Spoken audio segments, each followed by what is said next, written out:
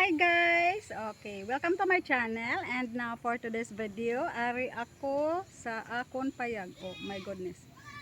Nandito ako sa aking bahay kubo. Ayan, makita mo kanding. Tingnan mo yung kanding, kambing in Tagalog.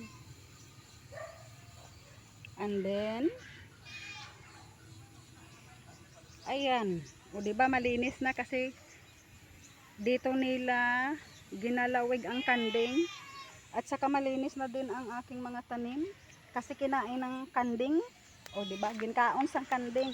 Yung sirisa ni Jonaline, nabigay ng kaklase ko, maliit na lang siya kasi kinain din ng kanding. O diba, kambing pala no sa Tagalog. Yung palmas, patay na din. Mga patay na. O patay na, naghilamon ako ha. O diba, nabawasan ko na yan kasi naghilamon na ako dyan. Kasi kanina, maraming ano yan, hilamon ba? What is hilamon? Damo.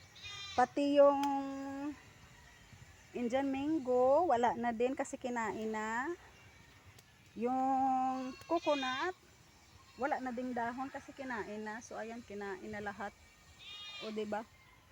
At saka yung bahay na yan, sa kabilang bahay yun ang dating nag-viral na sabi kinain ng aswang yung 15 pieces nila na anong tawag doon? Manok.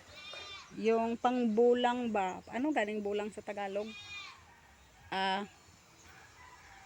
Pangsabong na manok na 15 pieces is kinain daw ng aswang kaya nag-viral yon at medyo maraming media ang pumunta dito sa bahay nila. So, malaki kasi yung ano ng unit ng bahay nila oh. Yung lot pala, hindi unit. Yung lot mula dyan hanggang doon.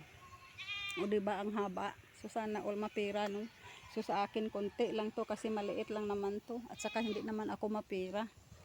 Kaya nga payag pa lang din yung bahay ko. O diba? So ayan oh.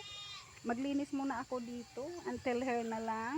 At sana ay patuloy niyo akong subaybayan sa aking masusunod pa na mga video. Thank you so much and God bless us all. Bye!